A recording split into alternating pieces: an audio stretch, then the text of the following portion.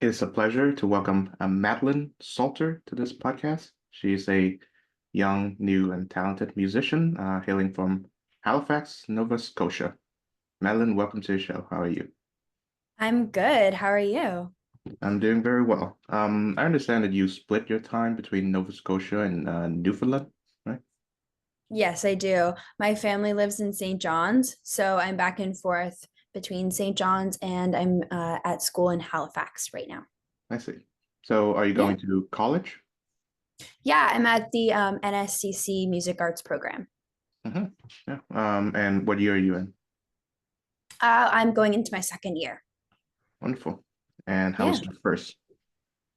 It was really good. It was definitely a big change moving to a big city from just outside St. John's. So it was really good. It was challenging, though, for sure. Yeah, I understand. Yeah, Yeah. my first year was quite challenging too. I went to school in Peterborough, Ontario, so Trent Right. University, and yeah, I encountered a lot of issues, and to this day, I still wonder why I even survived that one. Yeah, no, for me too. It was like moving here completely alone too, away from my family was hard as well because I have two brothers and Mhm, my parents. So kind of coming here to like being in an apartment all alone was definitely a big change. mhm. Yeah, Yeah. tell me about your brothers. My brothers, well, they're 17 and 18 years old. So we're all right in a row, 17, 18, 19. And we're all very different. They're the youngest is very like science smart nerdy vibe. And then my 18-year-old brother, he's kind of like he's into cars, he's more like a party guy, popular class clown type thing. And then I'm just very artsy and musical. So it was like we kind of my parents got three totally different kids, but they love us all, so it's great. Yeah, that's wonderful. Yeah. I have a brother who's 6 years younger than me, and yeah, he's a totally different person than I am. He's much more extroverted, I'll say, for starters. Um, yeah. So I understand that your second EP, memoir, is about your challenging years in high school. So, what would be what would be the most noticeable difference between your high school years and your years in college? Oh, wow. I think in high school, I struggled a lot with not only like self-esteem and stuff, but also making friends and keeping friends. And that was something that I really struggled with the whole 3 years. I think in college, though, the group of people I've surrounded myself with are much more supportive. There's a lot less drama, talking behind people's backs, and that kind of thing. A lot less bullying. And I just feel a lot more supported in the group of people I've surrounded myself with in college, for sure. That's it. Yeah. Yeah. So, how has the new EP been received?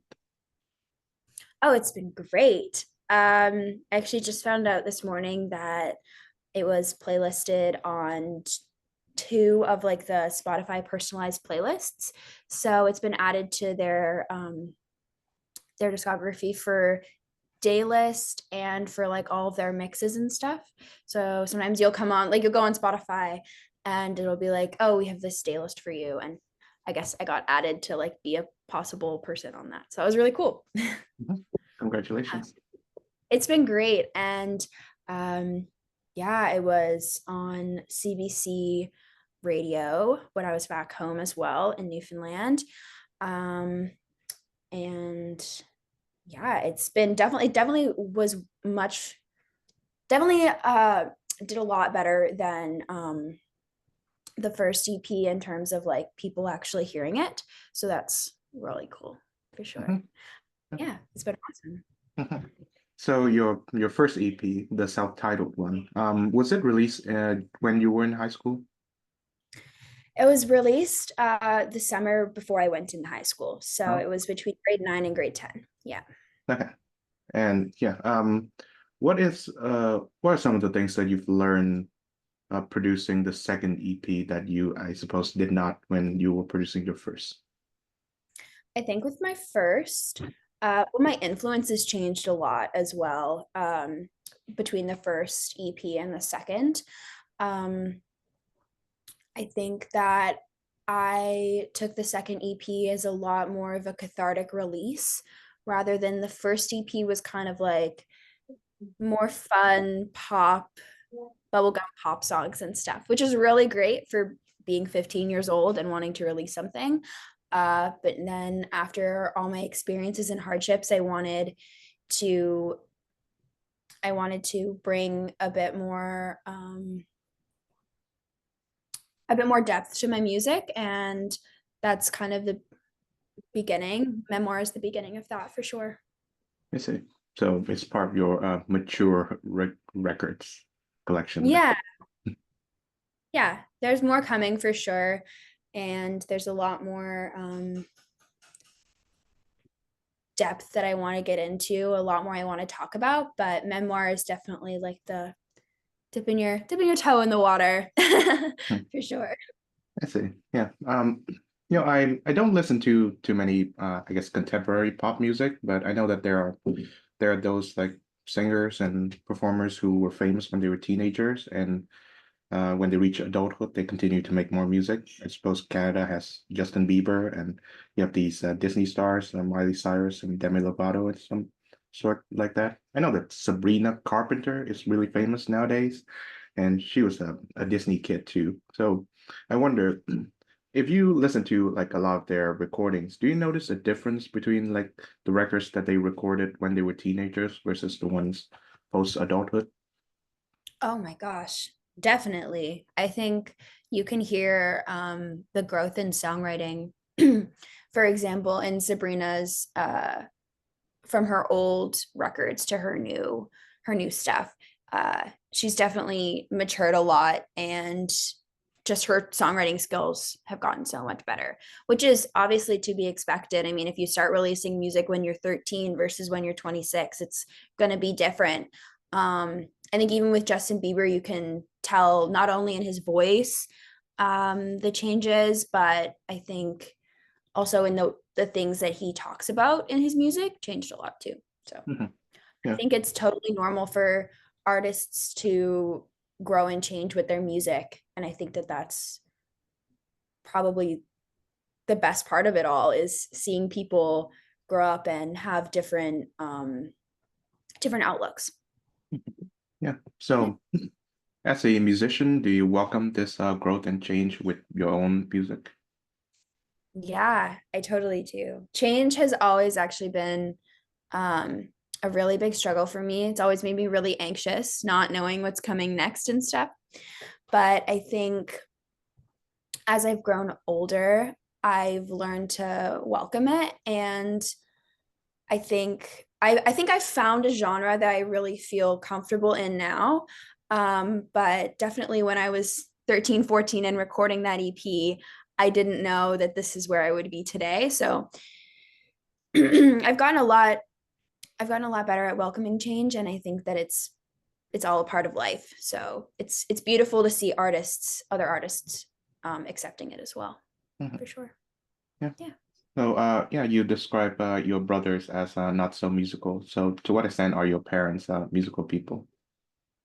Uh well, my mom used to play the cello when she was like 20, and she plays a bit of piano, but my parents are not overly musical, I would say, at all. Um, she she kind of just did that in like her late high school years and university, but they're not overly musical. My mom more influenced me with music through having it like as I said as a cathartic release. Um, I used to get very anxious when I was younger and be very overwhelmed super easily. So my mom would put on really loud music on like the CD player and we'd dance it out. And that kind of just became um, a coping mechanism for me. So I do that all the time.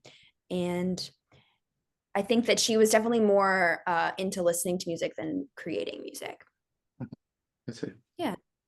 So yeah, do you and your mother share a music taste?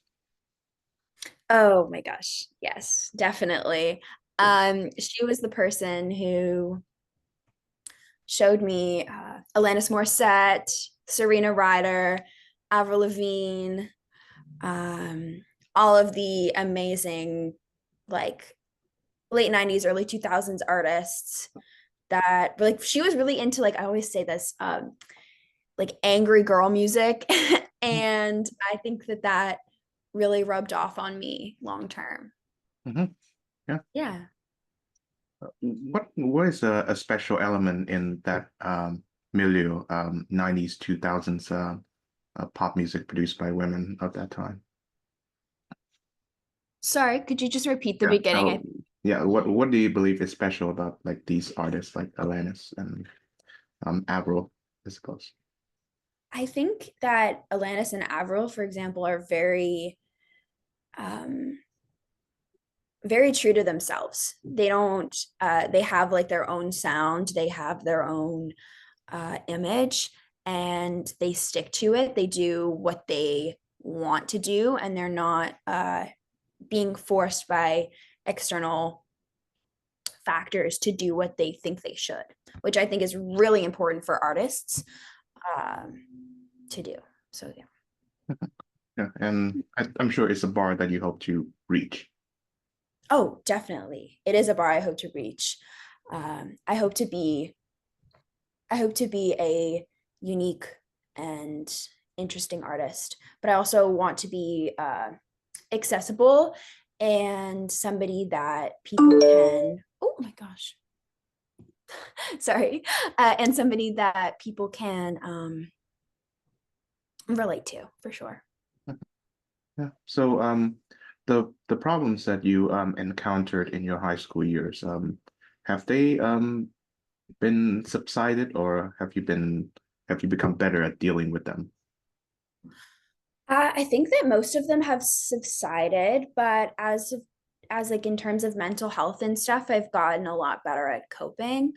Um, I yeah, I struggle with anxiety and depression, PTSD, and ADHD. So I've got a little. I actually say I like collect them like Pokemon cards. I know that that's not funny, but um, it's just like I cope with a little bit of humor sometimes. Um, but yeah, I've gotten a lot better at dealing with my anxiety and uh, learning how to push through the difficult days. Yeah. Sure. And a lot of that involves music too, like songwriting or listening to Avril Lavigne or, uh, dancing it out, like I said earlier. Yeah. Yeah. And to what extent are the people around you or your environment supportive of your mental troubles? Oh, my parents are amazing.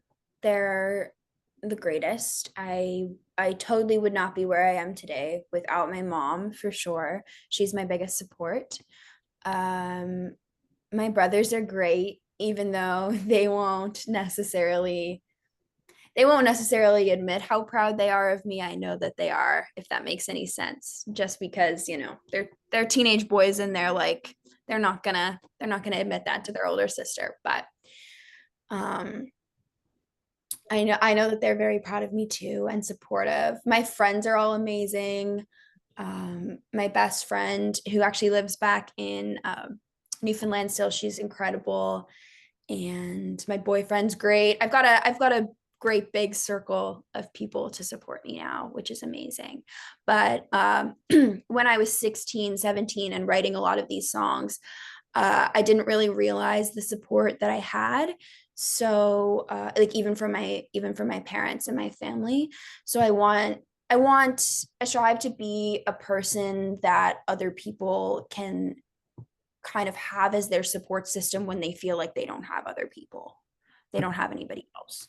Like yeah, I want my music to be something that you can put your headphones on, listen to, and not think about the other things going on in your life or what's going on in your mind. Yeah. Yeah. And I wonder, do you hope to be a support system or part of a support system for, say, a young girl like you who is going through troubles in high school? Oh my gosh, definitely. I always say that I make music for 16, 17-year-old uh angry emo girls. And like I always say that and I mean, I think there's people from all ages that can relate to a lot of the things that I talk about. Um, people of all backgrounds, but definitely I find that I wanted somebody to be that for me. I think I found most of that in Avril. I wanted somebody to be that release for me. And now I want to be that release for other people. Yeah. Yeah. I thought about, my own high school years and early college years and, how I suppose like you could say troubled I was. I was not fitting in at all. And I've always wondered like what if there is a kind of mentor figure, a kind of guide to, to help me be on the straight path, then what qualities would that person possess? And, now I think about that and I thought that, those are the same qualities that I would like to have like right now. So I wonder if you want to place yourself at that person when you were in high school, what would be the kind of person that you would like to have as, as a sidekick or a mentor or a trustee to help you through it? Um, I think I had a lot of trouble expressing my emotions properly, and um, I had a lot of trouble controlling my emotions as well. I would kind of just lash out at a lot of things, which was really sad. I think about that and I feel really bad for my parents. Um, but I want to be somebody that I also didn't view myself as strong at all. I didn't view myself as somebody that could handle the things I was going through. Um, so if I could go back and talk to my 16-year-old self, I would definitely tell her how strong she is. And I would have, um, I think if I was there with her, I would try to portray a strong, friendly, older sister energy, if that makes any sense, just to kind of guide her. Because I think about it a lot. And while my parents were as good as they could be during that time, um, there was also a lot that I I struggled with internally that I didn't tell them. But I know if I went back to my 16-year-old self, I know exactly what she was thinking and I know exactly the place that she felt she was in. So I feel like I could be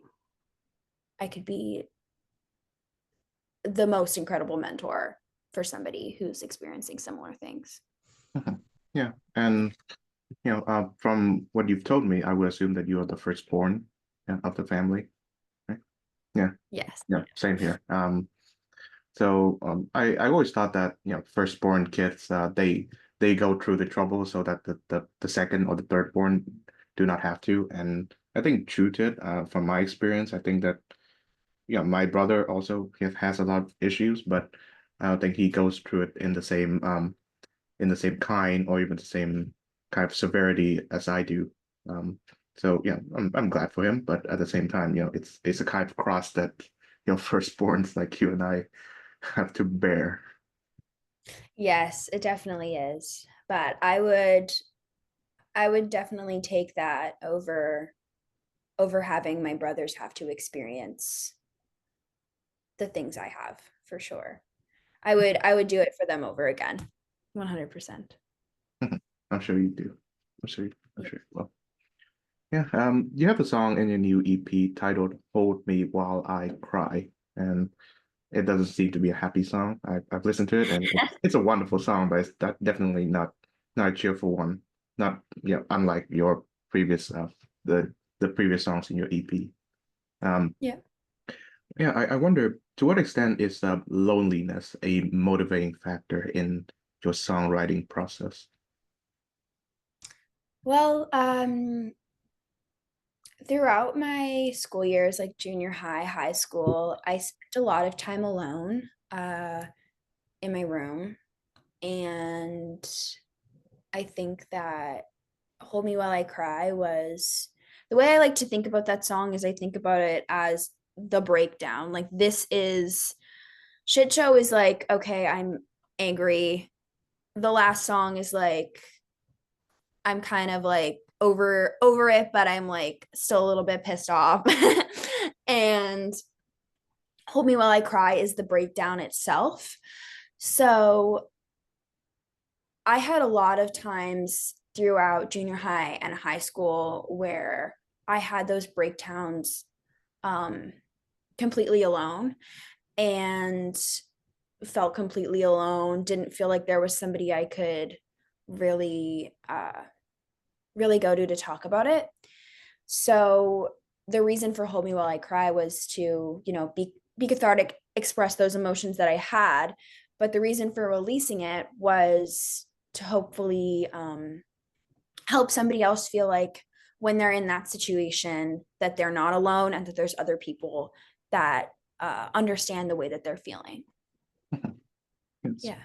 and I guess that the kind of music that you make is for people who are going through feelings of loneliness as well. Yeah, for sure. I think it's definitely an expression of who I was at that time in my life. And I've definitely grown so much since then. But I think um, writing and releasing, recording those songs was a big step in helping me push myself in the right direction because it gave me a lot of hope for the future. It gave me a lot of um, cathartic release. So I would I'm very, very happy with that EP and how everything turned out, even if a lot of the songs are not very happy. Of Yeah. course. Yeah.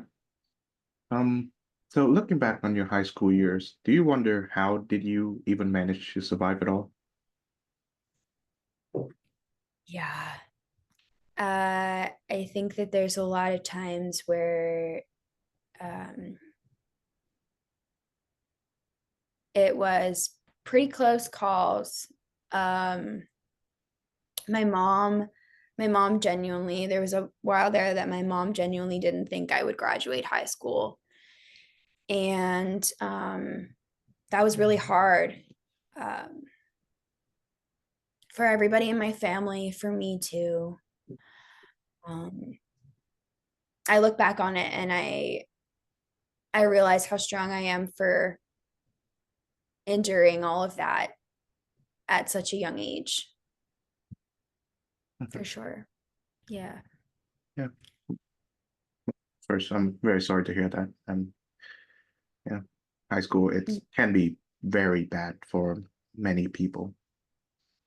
Yeah, I know. It's I've heard a lot of people since the release of this EP come to me with similar situations and similar stories, and uh it feels so good to be able to help those people too and be able to be an outlet for people that are feeling the things I was feeling. So, And of course, I do hope that whenever you encounter difficulties in your later life, you can always remind yourself that hey, at least I survived high school. yeah, that's so true. At least I survived high school.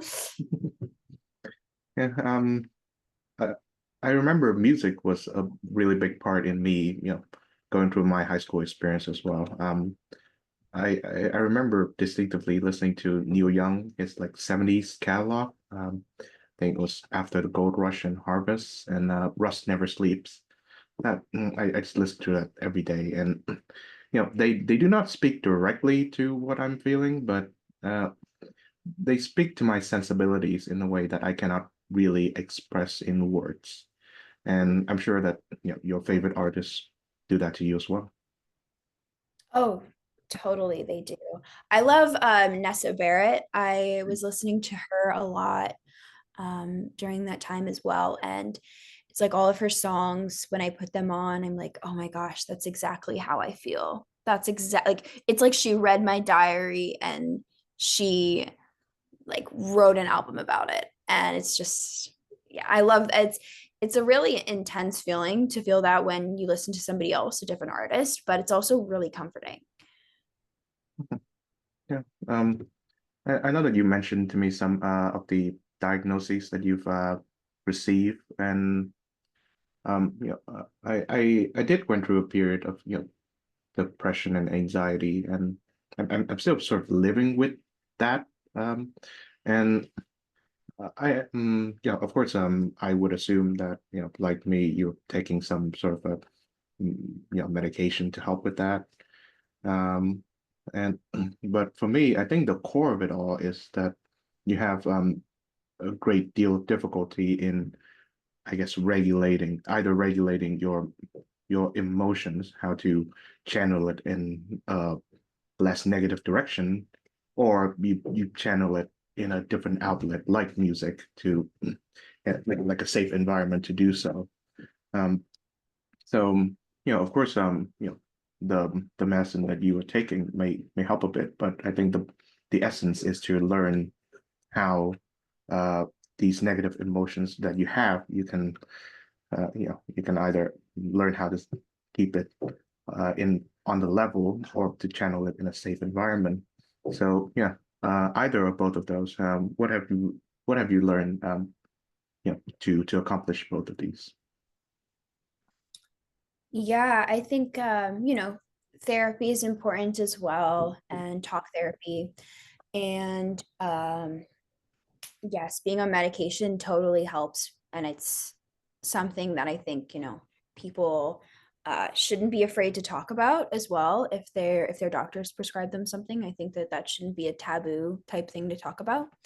But it is definitely the biggest coping mechanism is finding something that you can release that energy and those emotions into. And for me, that's definitely songwriting and music. Mhm. Yeah, and of course, there's also I think an emotional toll that not only you but the people that you've surround yourself with can take. And I think the last thing that you want to do is to upset them in any way, shape, or form.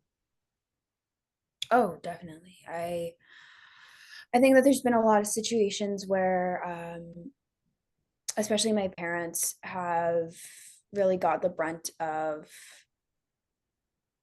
the stress and emotions that I was experiencing. Um, and I would hate to ever make them feel like that again. Uh, but it's also important to understand that when you're going through a mental health crisis and you don't fully feel in control, that, you know, when you're looking back on it, at least for me, I look back on that time and I'm like, okay, I I was sick. Like and I mean that in a way like if you had, you know, the flu or something like that, people wouldn't be mad at you for being sick. And I think obviously it's important to take accountability for the mistakes that you make, but also understanding that you were in a situation where it was you felt fight or flight. You felt like you were in survival mode. And the decisions that you make when you're in survival mode are not always the greatest decisions, right? So it's important to give yourself grace when you experience things like that, I think. Of course, yeah. And in my experience, it is. Oops, sorry, I think your audio. Oh yeah. Can you hear me now? I'm sorry, I couldn't hear you. I think your audio cut out. Okay. Just Oh, there, you're good. You're okay, back. great. Um, yeah, pardon that. Um, in my experience, and again, my apologies for going on too long about like mental health and unhealth and everything. I hope you're okay with all of that. Yes, I'm okay now, and I have no problem talking about it because that's the message I want to talk about in music. So it's Okay. okay to talk about it. Completely good. Yeah. So in my experience, whenever there's a sudden I guess increase in negative emotions, I've always treated it as having an unwanted visitor, and the the unwanted visitor will likely tell you things that you may want to hear at that time, but ultimately it's not good for you. So it's almost as if there's a part of your mind that's playing tricks on you, and of course you still have agency, so you can choose to to listen to it and follow it wherever it leads you, which will inevitably be a dark and negative place, or you rely on your strength and you assert yourself, because for the most part it's always been of course these whenever there's a negative current of emotion, they always says that what you are dealing with is everyone else's fault but your own. But for you to assert that it's your responsibility to not listen to these things, it's a tremendous task. Oh yeah, it's hard. It's hard to, well, it's hard to, be constantly fighting your own thoughts in your brain, right? And be constantly like, wait, am I thinking the most negative thing? Wait, am I just over am I overthinking this? Am I just being incredibly anxious about this subject? Like it's incredibly hard to it feels like you're playing like it feels like you're playing games in your own mind, and it's so hard to like especially go through daily tasks and stuff when all of your energy is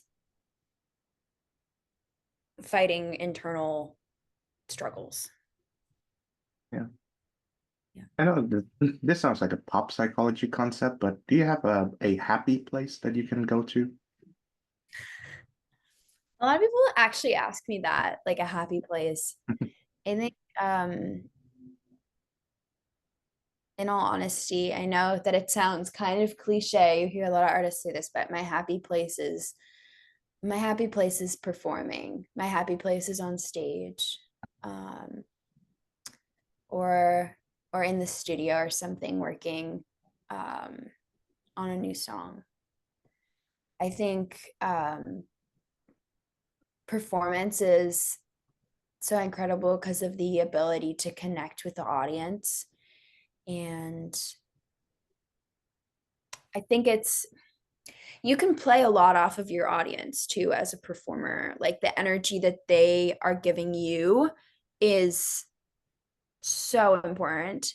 And once you find the correct audience to perform in front of and the people that really get the music you're talking about and they get you, it's absolutely surreal. It's just like the best feeling ever. um and as for like recording and songwriting and stuff, whenever I'm working on something new and I'm having the ability to express my emotions, that also feels amazing, and there's nothing like it. So those would be my happy places for sure. Yeah. Yeah. And would you say that you live for these moments? Oh, yeah, totally. I don't know what I would be doing if it wasn't music. And that was a big thing after high school too. It was like, okay, am I going to put my all into this right now? And honestly, I couldn't think of another thing in the world I would rather do. So I live for it for sure. It's the reason that I've gotten through the things I've gone through. It's yeah, I I have no idea what I would be doing with my time, with my day if it wasn't for music. So Mhm. I see. Yeah. So tell me about the America's Top Hitmaker contest. I think as of this recording, you're at number 2 in the rankings. yeah, so as of right now, they have it kind of in individual groups, and then it's going to come together for a semi-final round, I believe. Um, so for the individual groups, they're announcing the top 5 today, I believe, for each group, and I'm in second place in my group for right now. So they started with over I think it was 1,500 artists. And now they're down to about, I think it's like 100. So it's really cool. I saw it actually on my Instagram feed, it came up and I was like, oh, that's so cool. I might like apply for that. And I just kind of, I apply for a lot of things whenever I see them, competitions or showcases and grants and stuff. I just apply for them all the time. And I thought that I was like, might as well throw my name in the hat because if you don't apply, you'll never know. So I applied for that one day and then I found out that I had made it through to like the actual competition and I've made it pretty far, which is really cool. It's the prize is $10,000 American and a showcase at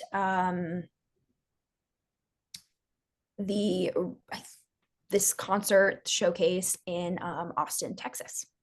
Well, Yeah, and you would be on the winner is on the cover of the Rolling Stone. mhm. That's Yeah. amazing. Yeah. Yeah, and it's a sorry. I wish you the best of luck. Thank you. It's a fundraiser for Music Cares, which is a non-for-profit that supports musicians' mental health. Mhm. Yeah. Yeah, so it's totally right up my alley for sure. Um, Yeah. I wonder, to what extent is, mental health problems an occupational hazard, so to speak, if you're a musician or any kind of artist? I think that because artists are so creative generally and so sensitive generally, um, I think that they're definitely prone to taking on external struggles and stuff, things that go on in their lives, and really soaking that up. I think in my experience, musicians are or artists are generally empathetic people. And I think that because of that, they're more likely to struggle with mental health issues at some point in their lives. Yeah, So I think that it's pretty common. I wouldn't really say it's a an occupational hazard, more as a something that is important to know how to cope with and know how to work through um, in this occupation. I see. Yeah. Yeah. I'm not a psychologist, but what are some of the ways that you believe that the discourse on mental health and lack thereof could be improved? Well, I think that as a society, we've definitely gotten better at discussing mental health, but I don't think that means that we should stop talking about it. I think, um, it's there's a lot of improvement to do.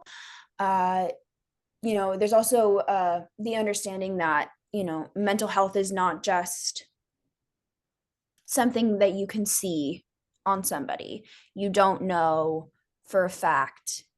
Like if you were to meet me, you wouldn't necessarily know that I had struggled with PTSD or that I struggle with depression and anxiety right off the bat.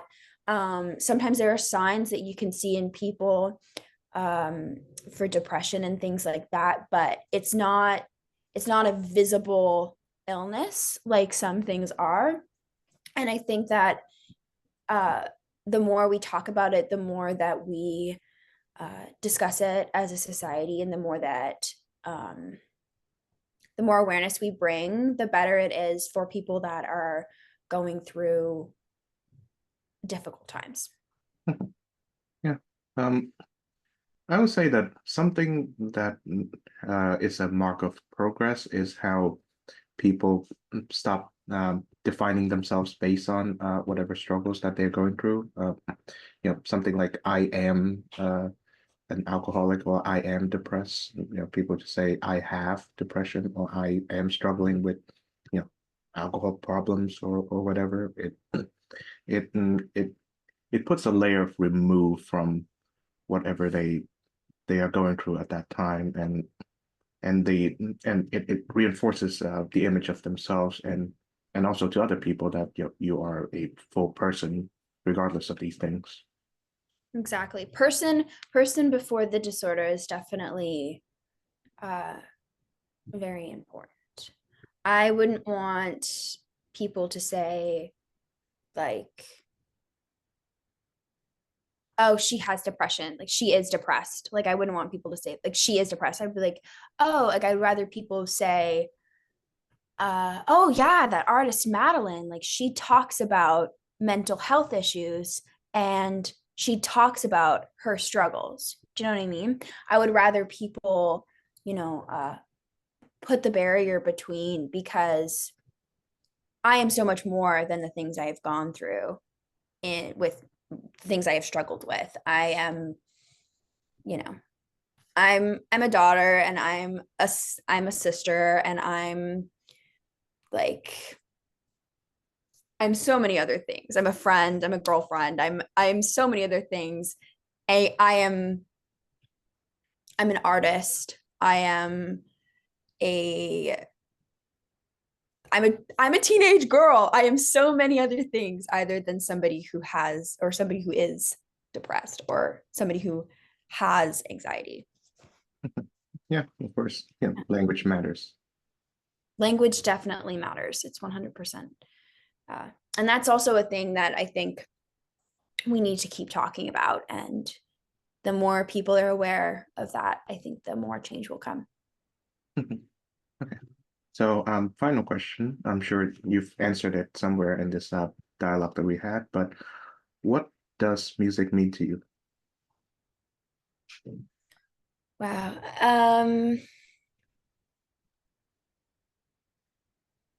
Music means music means everything. I would say music is an outlet. Music is an escape. Music can be a celebration, but it can also be uh, a an explanation of very terrible things. There's there's music that can be made about everything in life, and that's why I think it's so beautiful and important, because you can express whatever you want through music, whatever you want through art, and being able to be that expressive outlet for people. That's what music is to me. Well, that's a wonderful note to end on. Glad you joined the show, Madeline. Thank you once again. Thank you so much.